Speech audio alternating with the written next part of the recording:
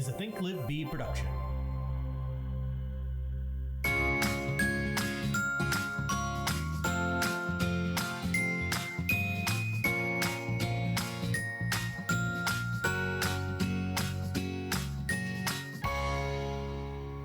Good morning. Good morning.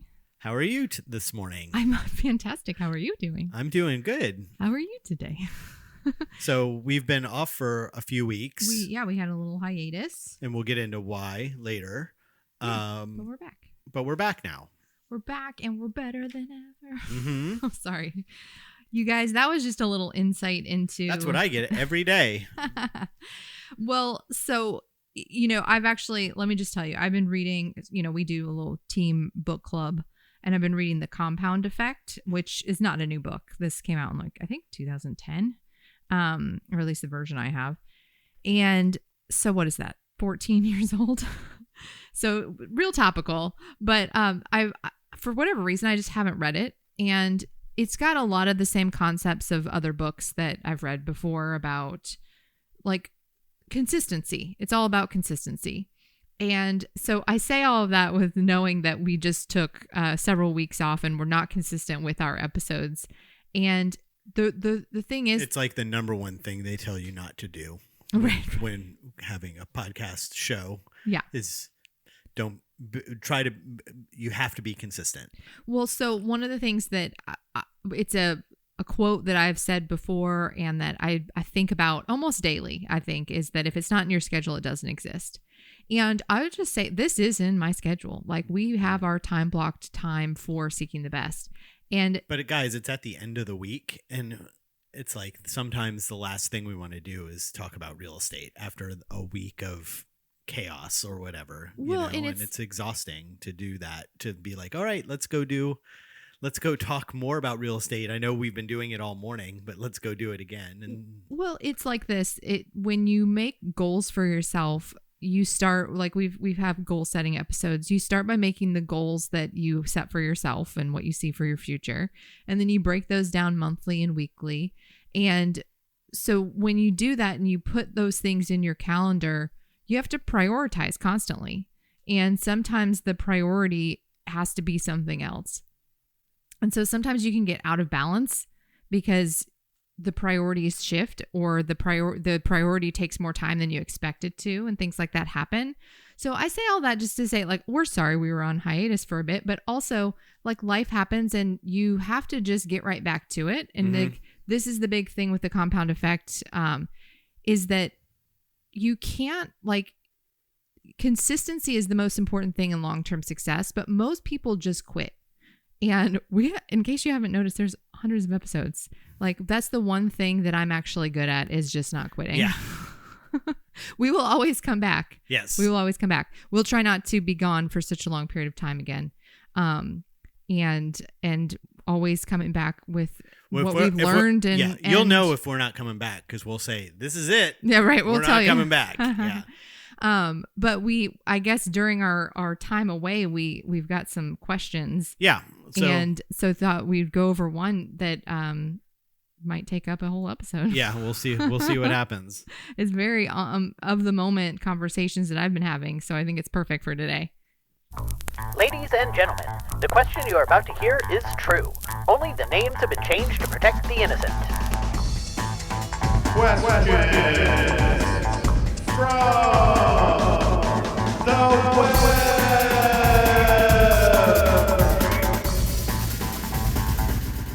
Okay, question from the web. How often do you personally check in and update your sellers when you're getting no action on a listing? Do you have automatic reports that go to them? Are they daily, every other day? Do you text them just to let them know there's no action? How long before you recommend a price drop if you feel that's appropriate? Okay, so this is how rusty we are. We forgot to say what the podcast is. Yeah. Well, I'm going to say what it is because then I think it'll tie into this. Okay. Okay, you're listening to Seeking the Best.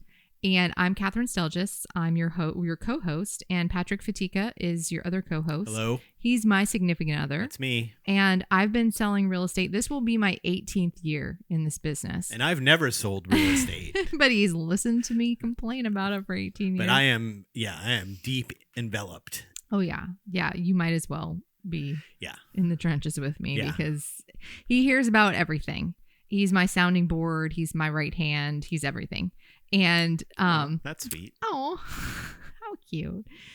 But seriously though, we just constantly talk about real estate and like how to do things better and more efficiently and mostly better though, like because at the end of the day, what we're talking, we're when Catherine started, she was a single agent realtor who was out bouncing from client to client, and now it is a larger business, and the day-to-day real estate questions and how do you do this aren't an issue. She knows the answer to everything. So our conversations are more big picture kind of stuff, the things that we are trying to do with the business as a whole versus day-to-day contract questions, those kinds of things that we don't talk about that kind of stuff because she knows the answers. So, but every day we deal with clients and customers and the experience. Like for me, this is what a lot of what we talk about is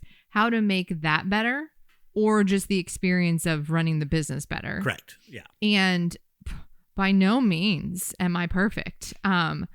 But I think that's one of the things that makes this enjoyable is that there's opportunity to constantly look for improvement, and there's fulfillment in that to see something that you're like, well, that didn't work. How can I make that better? Yeah, making systems better and doing things over and over and getting them better and better and better and perfecting as close as you can to something before you decide, you know what, let's add 3 people or let's change this dynamic, and then all of a sudden you've got to kind of figure that out again. It's a living thing. Yeah. And so I will say, so what the question that we have from the web is about the seller system.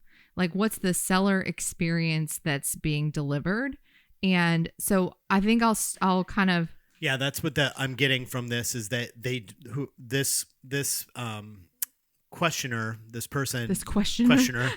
they by reading a question like that, we can tell that they don't have a system in place of what to do. Catherine has a system, so we'll go through some of those things. And so I'm going to back up. When I got my first listing ever, I didn't know what to do, how often to communicate. Like, you don't really know, and you're not really like, because the way the real estate industry works, you're just kind of thrown into it. And so you go and you seek things out like podcasts, and, podcasts didn't exist when I was first starting. And back in my day, we read books. But you seek out other people and their systems of like, what should they do? So the easiest system to implement for sellers is just a weekly update. And it doesn't have to be like a big fancy thing. If you just simply call, this would be the simplest system to start before you have tools and admin and all of that. It would just be a simple weekly call, because you're going to tell them, here's how many showings we had. Here's the feedback for the showings. Here's what I did this week. And that's it. That's all they really want to know. And isn't the most important part of that is setting the expectation with the seller. So if you set the expectation with them, I'm going to have a weekly call with you. It's going to be on X day, and we will discuss what has happened in the week and then what our plan of attack will be going forward. Yep. Then they know I'm going to get this call once a week. If you don't do that, they don't know when you're going to call. As far as they're concerned, you're ignoring them, or you're not doing anything. Well, one of the things that I've heard multiple times over the years is that people never heard from their agent after they stuck a sign in the yard. And I don't mean never, although I'm sure that happened to people, but they just don't hear from their agent. So they don't know what they're doing. And maybe the answer is they're not doing anything, and that's why they're afraid to call, right? But let me tell you a story.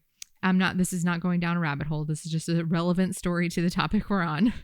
I got a call once, and it was just to my cell phone, and the person said, "You listed my house and I haven't heard from you since." And I was like, "I'm sorry, that's not me. You've got the wrong number." because I didn't know who this person was and I knew I didn't have their listing. And they were just convinced that I had taken their listing and not called them back. And so I asked them some questions and I was like, when did you list the property? And what's the address? Let me figure out who gets you the right phone number. And I mean, this person had listed their property like months ago. And they were calling probably like they were looking for like the Keller Williams office or something, right. or this person, and somehow came across my phone number SEO. associated. Yeah. And I end up answering the phone and they just assume that it's me that took their listing. And I'm like, I can't believe that somebody took a listing 3 months ago and hasn't talked to this person. That's insane. Yeah. Like that's an insane thing.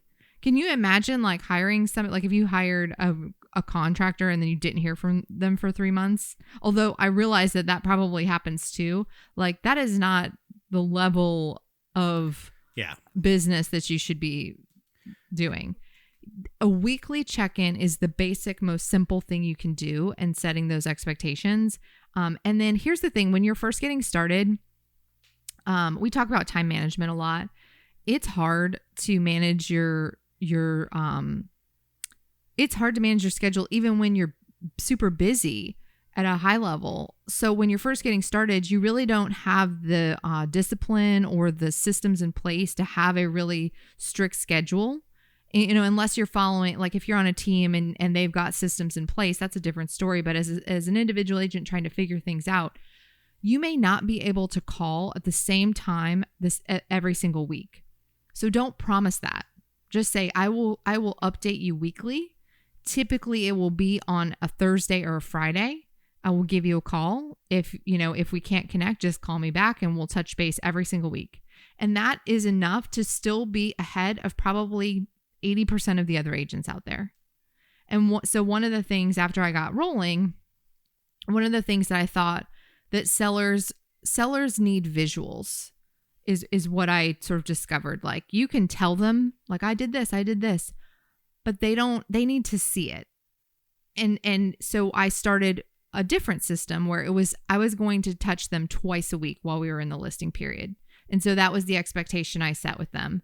And I did that also with the intention of knowing that most agents weren't doing even a weekly check-in. So if I'm doing twice a week, that's above and beyond anything else that somebody's telling them while I'm in a listing appointment.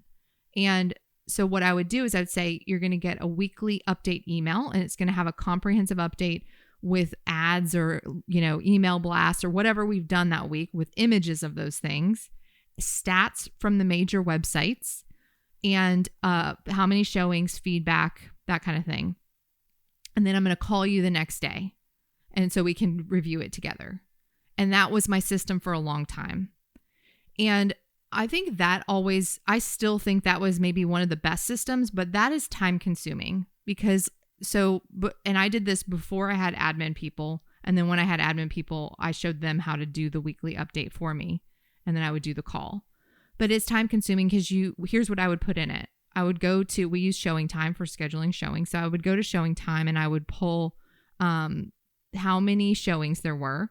And then I would copy and paste the feedback that we had gathered into the email. And if there were enough survey responses, they produced graphs that I could screenshot. So let's say the surveys that were filled out, 50% of the people said the price is too high.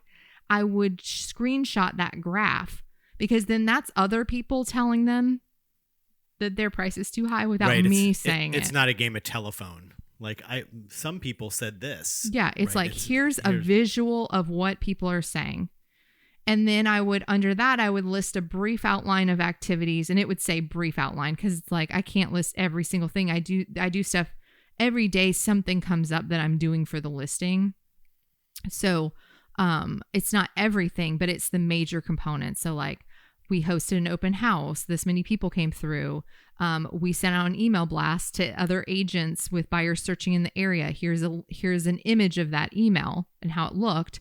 Here's the results of it. We sent out 500 and, 50% open. And so by having those visuals, they can really see, like, even if they don't read everything on the page, that's kind of not the point. Yeah. The point is to show them, look at all this stuff I'm doing for you. But if I just tell you, it doesn't have the same impact. Yeah. And then I would also share with them the stats from Realtor.com and Zillow, because at the time those were the two, and they still are for the most part, the most used sites for buyers searching real estate. And I can pull the graphs and show them like, here's the traffic we're getting. And on those sites, like on Realtor.com's back end, when you screenshot the graph, it actually will show you how your listing is doing compared to the competition. Yeah, it does that on Zillow too. So it used to. I know you're using it for our rentals. Yeah. But on my dashboard, I don't have the same You don't. reports that I used to have. But it still shows the number of views and all of that. And anyways, because Zillow keeps changing stuff on us. But I'm sure you could buy it.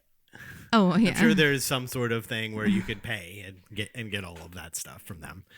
But so Realtor.com's, graph will show if we're above average. Well, I know that most of the time, like 99.9% of the time, our listings are showing in the above average range compared to the competition.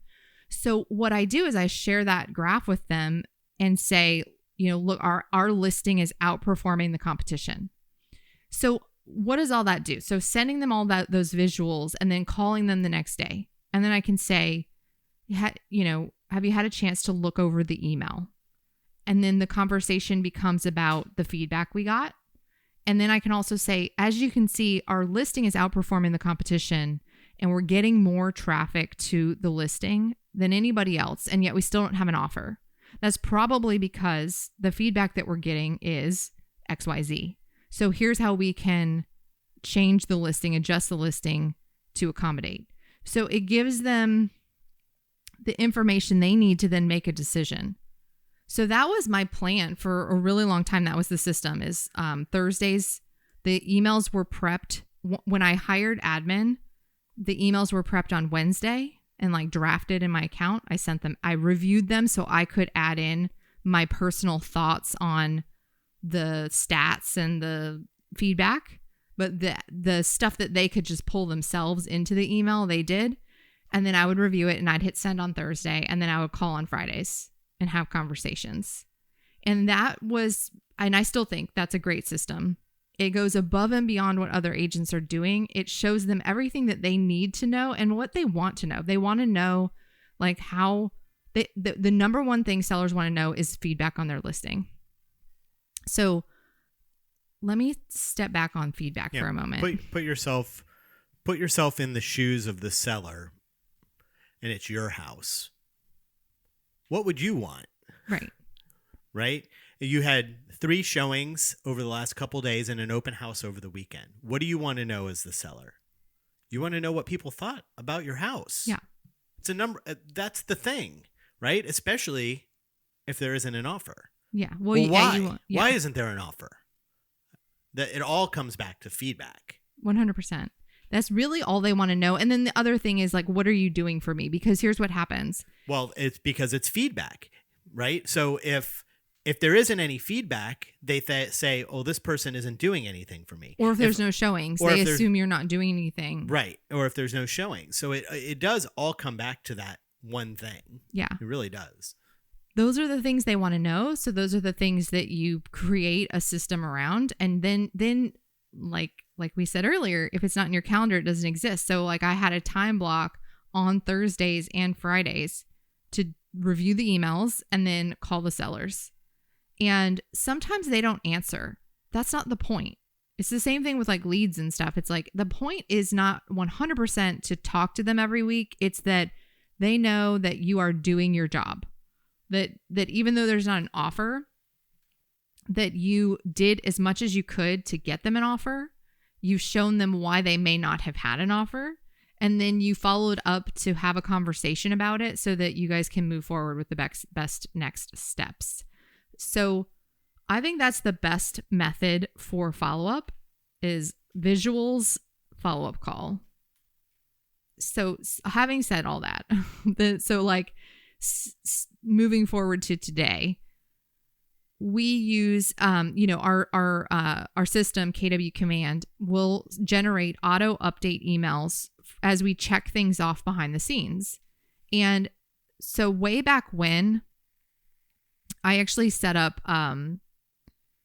this might be getting too in the weeds, but I set up a private web page in Google years ago, a private web page in Google, and it had embedded in it a Google sheet. And I would add things to that Google sheet and then I would check them off like as they were getting done. And the seller had access to view this private web page. And so I would not only send them the weekly update and call them, but they also could log into this website any time of day. And that was my selling point, was like, you can see what I'm doing. Like if you're ever wondering, what's Catherine doing for me today? You can just go into this webpage. And my thoughts behind all of that was that I didn't want them to ever wonder, because listen, like we get busy during the day. I can't call them every single day. That's not realistic. But what I can do is, as I'm doing things, give them access to that. It created a level of accountability that like I was doing the things that I said I was going to do in the time that I promised, because I knew that at any moment they could log into that. So that was way back when. Now, fast forward, we use KW Command. And as you do things behind the scenes and check them off, you can have it where it actually auto emails a daily update of whatever was checked off that day. And if nothing was checked off, they don't get an email that day. So that kind of is like the modern version of that Excel spreadsheet that I had. Mm-hmm. So they just get, so what the today's system is, they literally get daily, and if not every day, like every other day, updates of as we're checking things off behind the scene. And that's what I tell them in the listing appointment now is, as we are doing things for you and check things off behind the scenes, you're going to get daily or every other day emails showing what's been done. And so we log feedback there.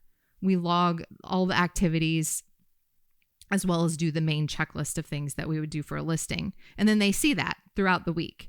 And then I still do the weekly call. Here's what I don't like about this system. There's no visual. Mm-hmm. So that, I think, we've been... It just says the word, the text. We sent out an email blast, but it doesn't have the photo of the email blast. Exactly. And there would be no way to do that, because it's so automated that you'd have to break the automation to screen cap something and insert it, in which case the whole idea of it being automated goes right out the window. Yeah. So we've probably been doing it this way with just KW Command for maybe only like a year. And I have noticed that there is a little bit of a lack of sellers. No, like they don't seem to know. And this might also be a little bit of a market shift. So this is why I'm always like thinking about, is it this or is it this? I'm looking for patterns and ways to improve. But I feel like there's more conversations where it's almost like, did you not see that I just did this last week? Yeah. Because I don't think that it's as impactful. Do you think, even though they're getting more updates more frequently, they're missing that visual component? Those emails that Command sends out, the canned responses for, we sent out we did a Facebook ad or whatever, and it says that. Those are all on your end. You can make those say anything you want. Yes. Correct. Can you, I don't know, I'm just off the cuff here, just thinking, like, could you do, we sent a Facebook ad. This is an example of what we sent out. With a link? You can do? No, because you'd have to, not with a link, because then you would have to go. Oh, yes. I mean, what I'm getting at is, could you do a mock-up of a Facebook ad? This is what they look like, kind of a thing, just to show them an example of a Facebook ad that is what you're doing, and just have it be there, or whatever it happens to be, so that it's not customized to them directly.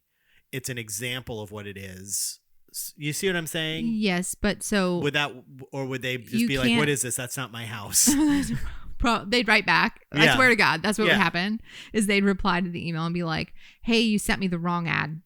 Right. Like 100%. Yeah, now that I say it out loud. But also you can't, like, again, there's no photos allowed on the email? Yeah, like you can't embed a photo into the task. So it would have to be a link, and it would have to be a link that would connect you to maybe 4 different photos of different ads and say, this is what your ads would look like and what's the point of that? It's not their ad. Well, yeah. Okay. So, all right. I Just mean, checking. Yeah. Like, so listen, when you use tools to systemize and make things more efficient. So what was the purpose of doing it this way is that we don't have to do the comprehensive email update anymore because they're getting things almost daily.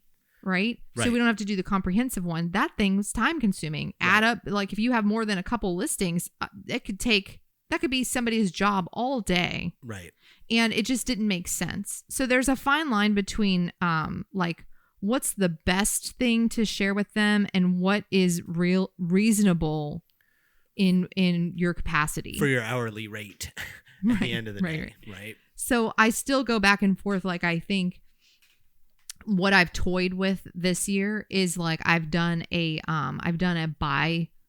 semi-monthly. Yeah, like semi-monthly or every 2 weeks update with visuals.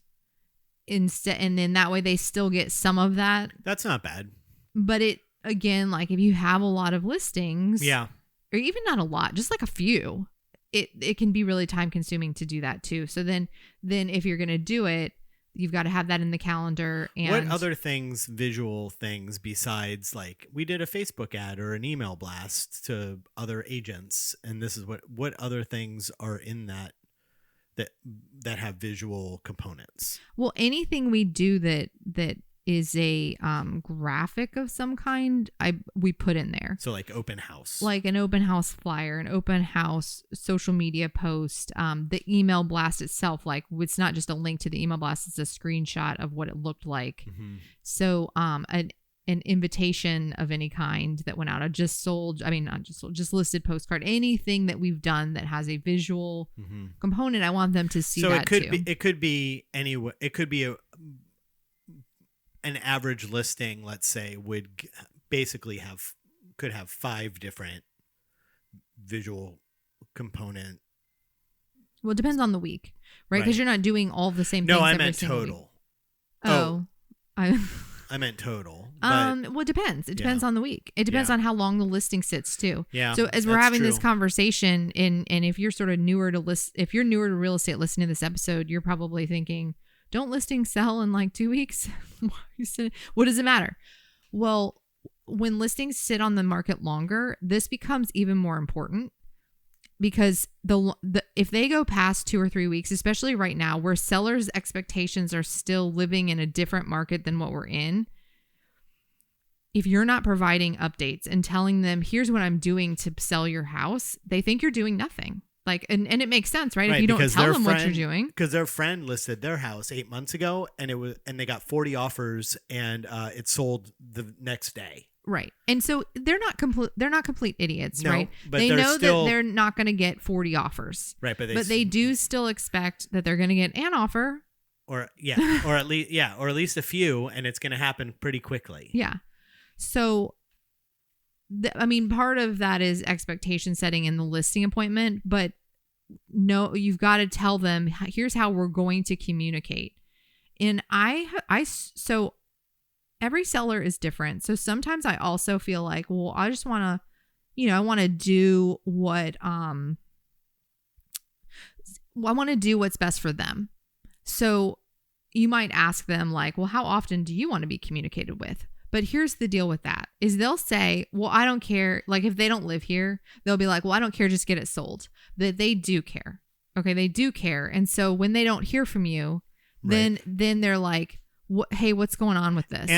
And I don't like that anyway, because then you're bending to what their needs and system are. You need to, it's like, well, you can't have any consistency. Yeah. How do you have consistency? Oh, well, this person wants to be communicated with on Tuesdays and this person wants to be communicated with only on Wednesdays after 5. And all of a sudden it's like, how are you going to do the things that you need to do every single day in the time blocks in which you have, if you're catering to whatever they want? So I wouldn't even offer, well, how often do you, you just say, this is the way we do things. You are the guide up the mountain. You tell them how this works. But that's what I'm saying is that you might have this inclination of like, I'm going to offer, like, how do you guys want to be communicated with? But what happens is then then you're not communicating with that person in the same manner that everybody else, which means they're not getting the same experience. And they do actually want to know that information. They just think they don't. Right. Right. Because they haven't sold a house in 8 years. They don't know what's going on in the market. And so if you're not communicating everything with them the way that you are with everyone else,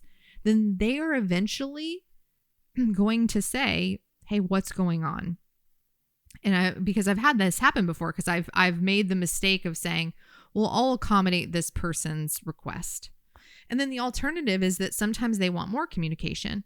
And I've got one of those right now. And I said yes to it because I understand their situation is a little bit unique and they're very motivated to get things sold. And they wanted to have updates twice a week because of their situation. And so I agreed to it. But it's very difficult then because your system and your schedule is built out for specific things. So like if my system, and I'm talking about my previous system, but Thursdays I review the emails and I send them out. Fridays I make the calls, and like clockwork, that's what I was doing every single week. And then this person wants to be called Mondays and Fridays or whatever. Then all of a sudden I'm like, yeah, no problem. I can do that. And maybe I remember for the first week and I put it in the calendar, and then, but then eventually you'll start to get busy and you've got to schedule a listing appointment. And you're like, well, the only time that person has available is Monday. And so I've got to do it at this time block that I said I was going to call this other person. But I have to prioritize what's the most important thing, which is the next piece of business. Right. So you have to set the plan on how you're going to communicate with people. Do it, make it the best system and plan that they could get anywhere. Like they're not going to get a comprehensive email and a phone call every day from 99% of agents out there. So if you do that, you're above and beyond what they would get anywhere else. And then that's the system and you stick to it, but you got to do it, and you got to do it when you say you're going to do it. And you have to set the expectation from the listing appointment that that's what you're going to do. Then they don't ask. They don't wonder, So do you want to take a quick break? Yeah, we'll take a quick break and then we'll talk about the pricing question, the pricing part of that question, I think. Yeah. Okay. Let's take a break. The Think Live Be team is an Orlando-based real estate team with Keller Williams Realty at the Parks. We operate as a boutique-style company with the resources of the largest real estate company behind us. Think Live Be is looking for talented people like you to join our team. If you happen to live in the Orlando area and you're a detail-oriented quick learner, then we might have a place for you. Whether you're a real estate agent or administrative professional, we are looking for individuals who are ready to work hard and ready for success. If you're ready to join the team, visit us at thinklivebe.com. And we're back. Yay. Okay, so the second part of that question is how long before you recommend a price drop if you feel that's appropriate? Okay, so every listing is different because it depends on the market you're in, and you really have to do the analysis. And what I recommend, okay, so back to like what we were talking about before the break, is the systems and plans, is that in most markets, a well-priced listing would go pending in 2 weeks to 4 weeks. So depending on what the market is at that time, I would set the expectation at the listing appointment with the seller that, hey, if we don't have an offer in this amount of time or this number of showings, that we're going to review the pricing. And then that's going to be a you just kind of blew right through that, but that's the most important part. Well, I'm just saying, like, if you're at this person asking the question, when do you do that, means that you're not thinking about that call. This person isn't thinking about that call until the house has been sitting for 3 weeks. Now they're thinking, well, how do I call this person and tell them they should do that? What Catherine blew past is my bad. I was gonna get back around. That she's not thinking about when she has to do that. Those people are already expecting the call because that was well discussed during the listing appointment of if we don't get a call, or an offer, if we're seeing that the number of showings is well below, but the number of views is very high, then we will know by week 3 that I will be coming to you and asking you for a price reduction, and not just a price reduction, and we move on, a price reduction of X. So here's the okay. Yes, I didn't mean to blow right past it. I was going to circle back around to that topic, but you do, like, you know your market, and if you don't know your market, go figure it out. What are the average days on market, and then what is a well-priced listing in the area? What is it go, or what time frame is it selling in? So let's say the average days on market is 45. But you look at the comparable sales for this particular home, and the most recent pendings went pending in 14 days. Okay, well then if you got a couple listings that went pending in 14 days, that what that tells you is a well-priced listing in that area goes for in about 2 weeks. So what I would tell the seller in that appointment is, okay, great. So we're going to price it here. We're going to launch the listing. We're all the plans, right? Mm-hmm. And then if in 2 weeks we don't have an offer, I'm going to prepare a new market analysis, and we're going to discuss a price change. Right. And so when Kat says, when they go in and they go, oh, well, I don't know, what do you think we should list the house for? And she gives them the range. I think it should be anywhere between this point and this point. And then they pick up, all they hear is the highest number. And then they go, let's list it a little bit above that and see what happens. Right. Well, because that's what they say. Right. And we'll see what happens. Maybe somebody will really love it. Right. Well, if you've listened to, we've got episodes about listing appointments. I don't tell them a price range. Oh, you don't? No. Remember, I make them look at the comparables, right, with me, and I ask them, I pick out the comparables that I'm going to share with them, and I have them look at the photos, and then I say, okay, so do you think this property is superior or inferior? And then they'll tell me, and then I'll say, okay, great. So that one sold for X. Right. Okay. So I misspoke. Yeah. I misspoke, but they still say that one's and your house is nicer than this or not as nice as this. Oh, it's not as nice as this, but I still want to list it for this because that's what I need to make in order for me to do. And sometimes that happens. Right. And so I'm not going to get too in the weeds on this, but you make a business decision, right? Like, am I going to take this listing they understand that we're not in alignment on price, but it's their house. It's their choice. But I get to choose, am I going to invest my time and energy in trying to market this property? Yeah. And you also have to understand. But isn't that when you go to the next step, which is. Yeah. Let me get that. All right. That like it's your choice too.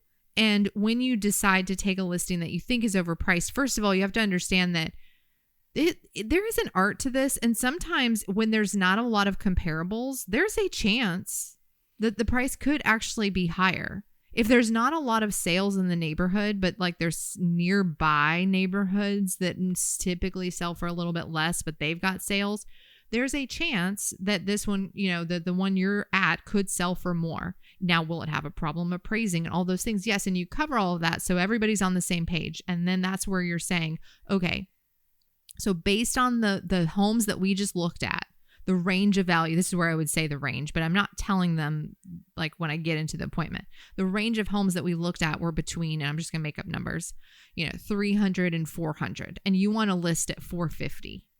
So as you can see, that would be almost 10% more than what the range of homes in the area are selling for. So, and then if I've decided I'm okay with that, as long as they're okay with reducing the price, then I'm going to say, okay, and as you can see, a well-priced listing in this area will go pending in about 2 weeks. So in 2 weeks, if we don't have an offer, I'm going to come to you and we're going to review pricing and we're going to review the feedback and we're going to make adjustment to the price. And then you could go so far as to discuss like what would the adjustment look like, et cetera, et cetera.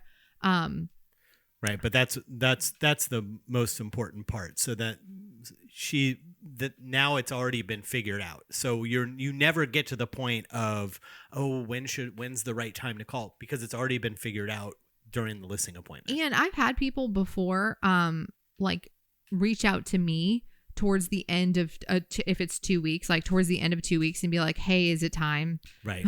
Because somebody who's really, truly motivated to sell will tell you that like, right, hey, we're ready to do this. I know you said this was the case. Here we are. We're ready.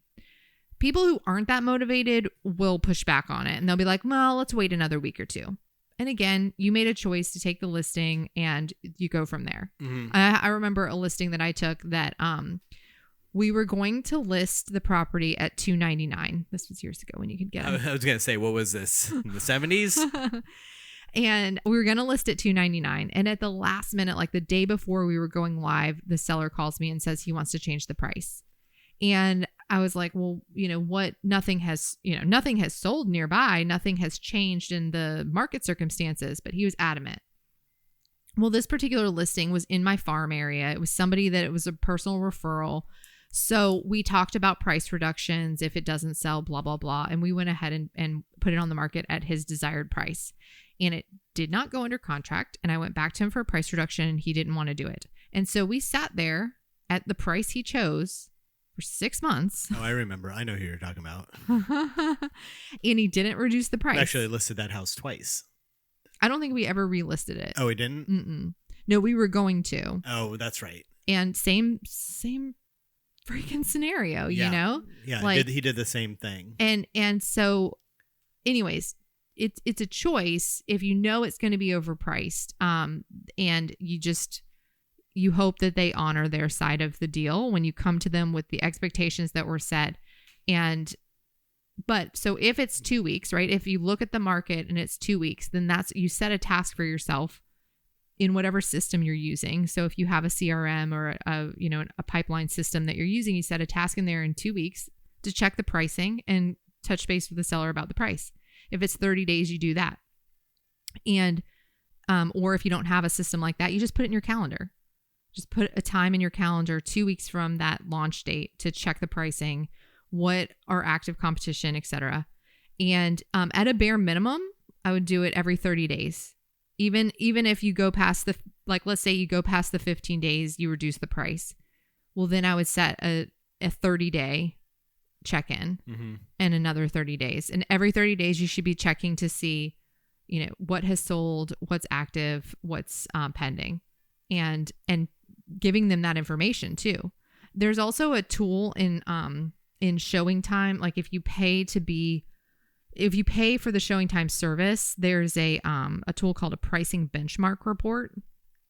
I like that one a lot because, again, it's visuals. It's a bunch of graphs that shows them where their house stacks up to the competition in just a nice little graph. But it also shows, this is the data that I love. And I just shared this with the seller recently. So we have a listing in an area that just it doesn't seem like it's a very popular area for buyers. And so we don't have a ton of showings. But I pulled that report and I was able to show that even though it doesn't feel like a lot of showings, we actually have more showings than all of the competition because it's tracking the showings through showing time. So we have more showings that have happened than all the competition at the same time on the market. So what does that tell them is like, well, we're doing better than the competition and we still don't have an offer. So what's the problem? It's probably the price. Or in this case, it might just be that there's just not enough buyers. Buyers in that area. Yeah, there's just not enough buyers. So here's the other thing. And again, like I'm having to, the market has changed and it's less affordable for buyers. And so there's conversations that I'm having to pull out of my brain from, 10 years ago. But one of the things is if you're listing, if you haven't gotten any showings in 2 weeks, it's the price. If you've gotten 10 showings and no offers, it's probably the price. And if you've gotten 10 showings, but and people are kind of like on the fence, but like you've got some people that maybe have seen it a couple times, but they've not made an offer, then you probably just need a mild price reduction, just something to get somebody off the fence. Whereas if you didn't have any showings, it means you're priced outside of the market completely. And so that would mean that you're probably over 10% overpriced. Mm-hmm. And so you need a drastic big one. Price reduction. Right. And so if you just know those stats, and these are not things I made up, these are things that have been studied by the National Association of Realtors. At the end of the day, what can we do? There's only one answer. It's lower the price. Well, it is. But here's the thing. And okay, this is depending. There are other things like this house needs a new roof. You're going to have to put a new roof on. Or but what is that? Happens. That's price too. Yeah, it is. It's just not that number. People get so attached to what that number is next to the house. They don't think about the other stuff. I was driving the other day and I was thinking about, I think I was going to a listing appointment is why I was having this conversation in my head. And I was remembering a conversation I used to have in listing appointments way back when, where I would actually tell people what the 4 P's of marketing are. And the reason I did was because one of the P's is price. And people need to understand that price is just as important as where I'm marketing your listing or how I'm marketing your listing. It's just as important, if not more important. And one of the scripts, and this is from like, I think this is Diana Kokoska from Bold, like years and years ago, but, and I believe I won't do the script exactly because I'll mess it up, but it's about like, actually, I don't think this is from that, but whatever. It's about a tube of toothpaste. It's like you can't just you can't just take a tube of toothpaste and put it on the market for $200 and expect people to pay $200. It doesn't matter how many Instagram ads you run with influencers saying it's the best toothpaste they've ever had. No one's going to spend $200 on toothpaste. There is a market price for things, and people actually spend hundreds of thousands of dollars to research the price before they launch a product to the market. And decide how they're going to market it, because a price is part of marketing. And so, again, I haven't had to have these conversations in so long that it's kind of like, got to remember, people don't know that. They just don't. Once you explain it to them like that, like, would you spend $200 on a tube of toothpaste just because it looked fancy? Right. No, of course not. That would be insane. And what I always find fascinating is how you will show them the facts of, okay, well, the highest priced home in your neighborhood that has sold in the last 6 months is $400,000. I've shown you a bunch of comparable houses and you said, yes, this is comparable. No, this one isn't because of this kitchen is nicer, but our backyard is bigger. Show you all of those things. And then that the price that house needs to be listed at, it needs to be under 400. And then they come to you and say, I think we should list it at 450. Like, it's insane that you can show people all of these facts and get them to say, yes, this is true. And then ask them for the price that they want to list at, and they throw it all out the window based off of, but our kitchen's really nice, or whatever. And it's rare. Like, I would say 9 times out of 10, though, 9 times out of 10, people will listen to the things and they will come to a reasonable conclusion. Yes, but the fact that some don't, because I've heard you come home and tell me stories, is crazy. Now, listing appointments, getting people to come to buyer consultations, having the systems where you ask LP Mama, all of these things, all of this stuff, it's all there to help you not waste your time. Right? So when we're doing these kinds of things, and Catherine's going through this stuff and doing pricing and all of those things, what you're trying to do is avoid taking an overpriced listing where people aren't motivated, and you just spin your wheels, spend a bunch of money, and the house doesn't sell.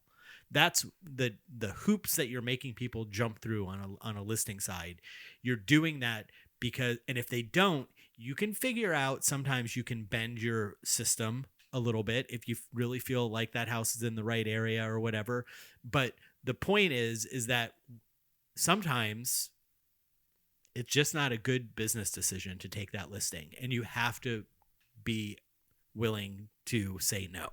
So sometimes people will say stuff like, well, I know you want to get it sold really quickly, but we could just we can try this price and then reduce it or whatever. And so it also helps to look at expired listings or withdrawn listings in the area, to have that as kind of a back pocket. If they say, well, I know you just want to get it sold really quickly, like, let me show you. Or you can also show them homes that sold significantly less than the asking price because they sat on the market too long. Right. And so having those kind of things are objection handlers to that. It's like, well, my job is to sell houses, not just list them. And isn't that what you want? Yeah. Okay. So let's look at homes that actually expired. And what you'll find is typically there's data to support whatever if they want to overprice, then there's data to show that overpricing will have a detrimental effect on their final sales price. And so you just have to come prepared with some of that stuff to overcome those objections. That is a really interesting little point. And I haven't figured out how to really explain to people that you will actually make more money. The opportunity, the percentage is much higher for you to make more money if you list the house at $390 than if you list the house at $420 if it's worth $4. Like that concept, people don't understand. It's that thing of the if I gave you $1 today or gave you 10 in a week, people want the dollar now.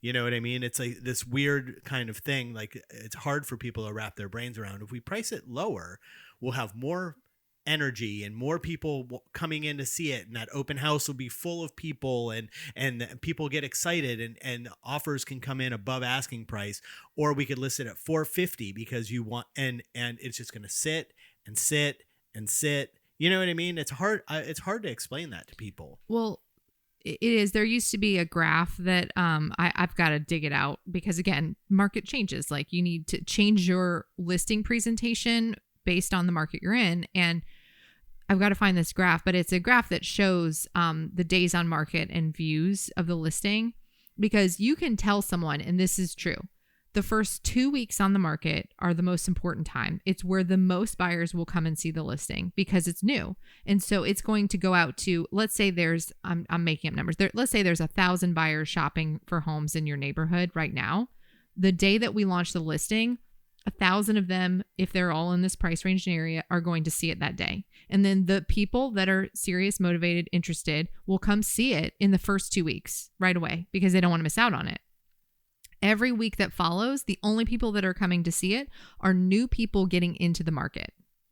So every week you're just waiting for something to trickle in is what's happening. You lose all momentum, all negotiating power and leverage because now you're just waiting for the next person. And the only way to change that at that point is to adjust the price so they get into a new pool of buyers who then it's a new listing to them. And the only way to get into a new pool of buyers is to take a drastic price reduction, which changes it from like a $25,000 or $50,000 range where you're actually in front of new people. That's the only way. Once you get past those first 2 weeks, it's the only way to have a new listing impact again, where you get a rush of new buyers. Right. Other than that, you are waiting for people to trickle into the market.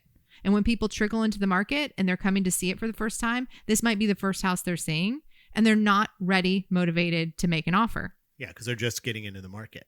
Exactly. And as the market shifts and buyers feel like they have more power and they know that this house has been sitting for 3 weeks and there's no offers in on it, then all of a sudden I'm going to ask for my closing costs. Yeah. Well, right? And we are seeing more of those requests because if something has been said, and this is the other thing, I think if you can get people to go into the shoes of a buyer, like remember the last time you were shopping for a house, if you saw a house that had been sitting on the market 3 or 4 weeks, what was your thoughts? That you could get a better deal, right? Well, the same is true with everyone else. If you're sitting on the market for longer, people will assume they can either get a good deal or that there's something wrong with the house. And you don't want to be that listing. You want to be sold in the first 2 weeks to 4 weeks, because if you're not, you're that listing and you're chasing. If you're in a market that is either even if it's just a maintaining market, like a stable market, you're still chasing buyers at that point. Now, if it's declining, you're chasing the price down. You never want to be in that spot. So like, let's do the right thing and choose a price that will cause it to sell. So let's look at those comps again. All right. Good job. I'm like, let's go to a listing appointment. I'm all fired up. Slow in. Slow in. Slow in. Small wins. Catherine, you got a small win this week? Not really a small one. It's more of a big one. What is that? Well, we closed on a new property in North Carolina which has been a lifelong dream of mine for the last 7 years. Right. 7-year dream. But we went and visited a little mountain town like 8 years ago for the first time. And then we've been back every year since. And we were like, we want to get a place here. We were those people who went the first time and drove around and go, this place is really cool. We should get a little place here that every single person does when they go on vacation. And but we did it. We actually said, yeah, let's get we would go back every year, and every year we'd say the same thing. And then about the 4th year in, we were like, let's drive around and look at houses and look at different neighborhoods and all of those things. And then we did that for a couple years. Every time we went up, we would drive around and let's look at houses that are actually available and drive around and look at those. And then the last time we went up, I said we should probably meet with a realtor. Let's meet with a realtor and go look at a couple. And then we looked at a couple, and once we looked at a couple, then it was, Well, so it did take forever. It was yes, we can say how long it took from when we went put under contract in November. So and we just closed yesterday.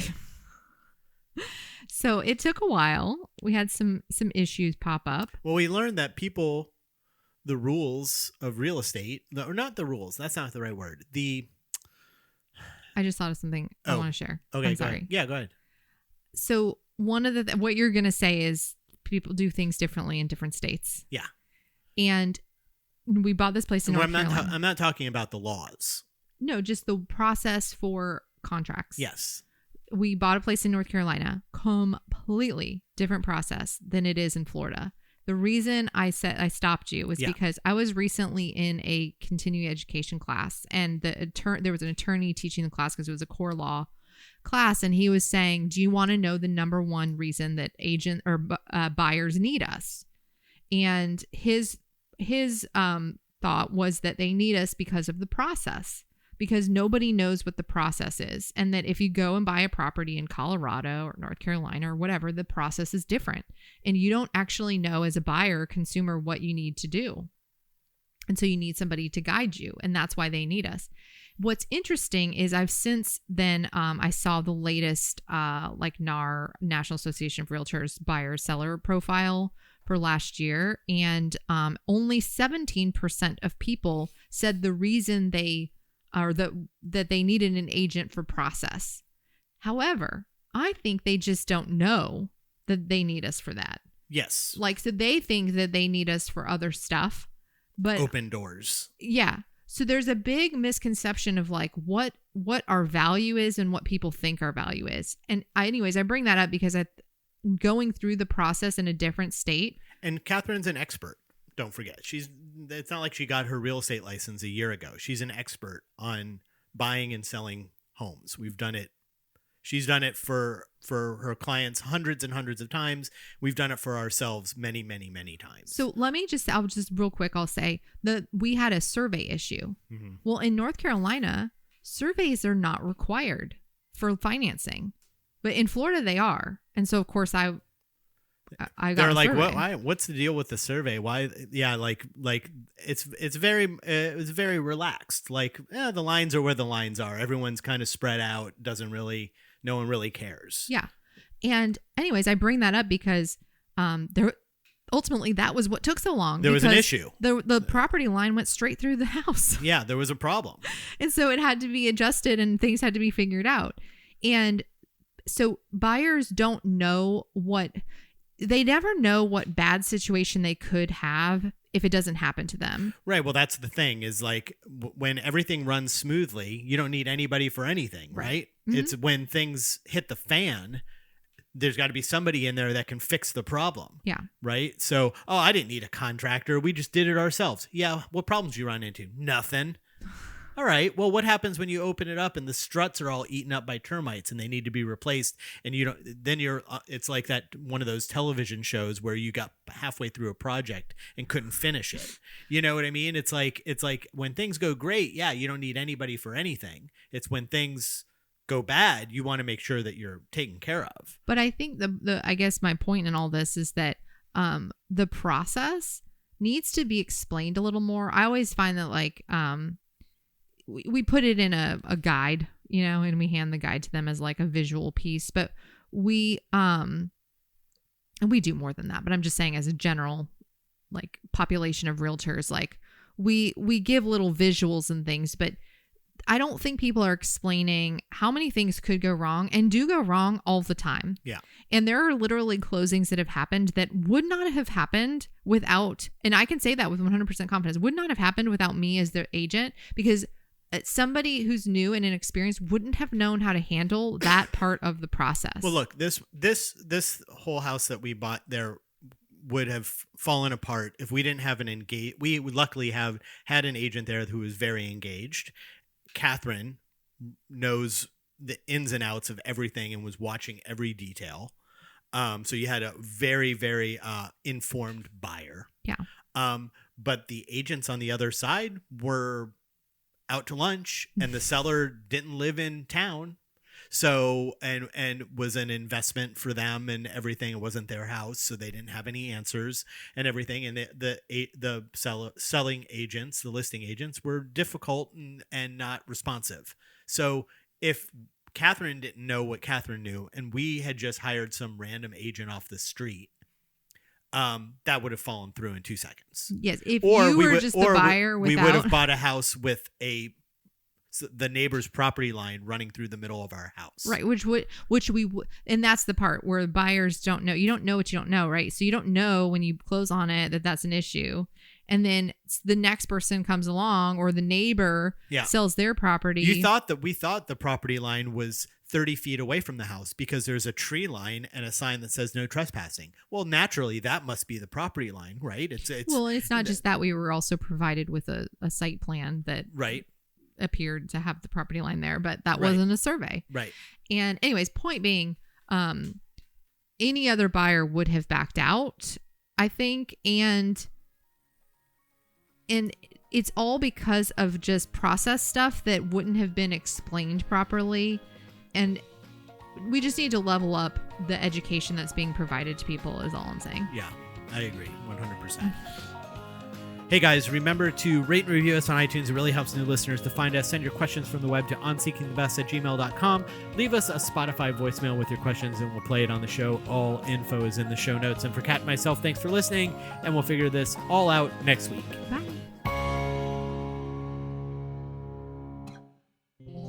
This has been a Think Live Be production.